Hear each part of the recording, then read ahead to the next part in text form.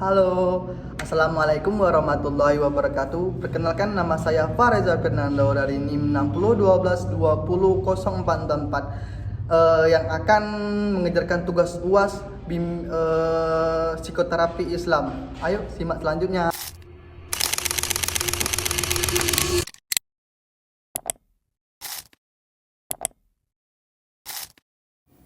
Halo teman-teman semuanya. Di era sekarang, banyak dari kita yang sering merasa lelah, cemas, overthinking, bahkan depresi. Apalagi setelah pandemi, tekanan hidup makin terasa. Tapi tahu nggak sih, Islam sebenarnya sudah menyiapkan berbagai cara untuk menjaga kesehatan mental kita. Kali ini kita akan membahas psikoterapi Islam, yaitu pendekatan penyembuhan jiwa dengan nilai-nilai Islam yang sudah diajarkan sejak 1400 tahun yang lalu. Apa itu psikoterapi Islam? Psikoterapi Islam adalah metode penyembuhan masalah kejiwaan yang dasarnya berasal dari ajaran Islam. Beda dengan psikoterapi konvensional yang umumnya berbasis ilmu barat. Psikoterapi Islam lebih mengutamakan pendekatan spiritual, yaitu memperkuatkan hubungan. Jadi bukan hanya healing, tapi juga hijrah ke arah yang lebih baik. Psikoterapi Islam menggabungkan berbagai unsur seperti Al-Quran sebagai sumber petunjuk utama, hadis Nabi Muhammad SAW sebagai contoh nyata penerapan, zikir, doa, dan sholat tawakal sebagai bentuk latihan spiritual, konseling Islami yaitu bimbing rohani dan mental secara profesional. Kenapa psikoterapi Islam penting? Alasannya jelas, karena manusia bukan hanya tubuh dan pikiran, tapi juga punya ruh. Jadi saat seseorang mengalami gangguan psikologis, itu tidak hanya bisa disembuhkan dengan obat atau bicara dengan psikolog, tapi juga perlu sentuhan spiritual. Contohnya, orang yang patah hati bisa jadi bukan cuma karena kehilangan, tapi karena kehilangan arah hidup. Orang yang cemas berlebihan mungkin karena kurang rasa percaya diri kepada takdir Allah. Orang yang depresi berat seringkali karena merasa hidupnya tak ada tujuan dan jauh dari makna ibadah. Dengan pendekatan Islam, kita bisa menyentuh sisi terdalam dari diri manusia, yaitu ruhiyah atau jiwa. Nah, berikut ini beberapa teknik psikoterapi Islam yang bisa kamu praktikkan langsung.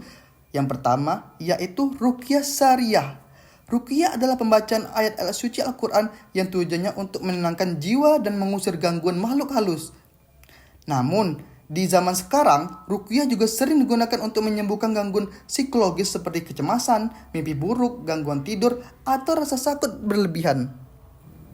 Ayat yang ini biasa dibacakan yaitu seperti Al-Fatihah, ayat kursi, Al-Ikhlas, Al-Falaq, dan Al-Nas.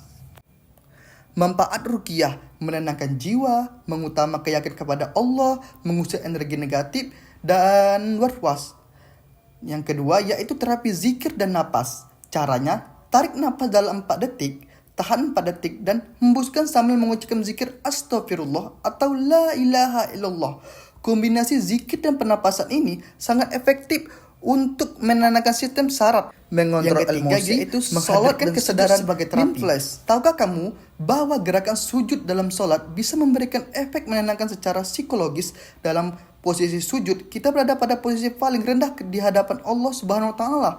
Hal ini membuat kita merasa kecil dan itu sangat menenangkan ego yang sering menjadikan sumber stres. Salat juga membuat kita merasa didengarkan oleh Allah, teratur dalam hidup, mendapatkan momen refleksi diri 5 kali sehari. Yang keempat, tawakal dan positif self-talk Islam. Dalam psikologi modern, ada konsep positif self-talk alias berbicara pada diri sendiri. Nah, Islam juga punya konsep ini, yaitu berbagi sangka kepada Allah atau husnuzon, meyakinkan janji Allah tidak pernah bohong, mengulangi ayat-ayat motivasi dari Al-Quran. Nah, ada contoh kasus nih, seorang mahasiswa merasa stres karena tugas kuliah yang menumpuk, ditambah konflik keluarga. Dia mulai cemas, susah tidur, dan merasa tidak bersemangat. Solusi Islaminya yaitu lakukan terapi napas dan zikir setiap malam. Jadikan sholat tahajud sebagai healing tips. Baca surah Al-Insyirah setiap selesai sholat. Curhat ke Allah lewat doa, bukan hanya ke manusia.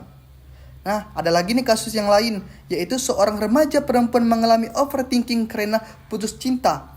Dia merasa hidupnya hancur, tidak ada artinya lagi. Solusinya Islaminya, tanamkan keyakinan bahwa setiap yang Allah ambil pasti diganti yang lebih baik. Ganti playlist lagu galau dengan murotal dan solawat.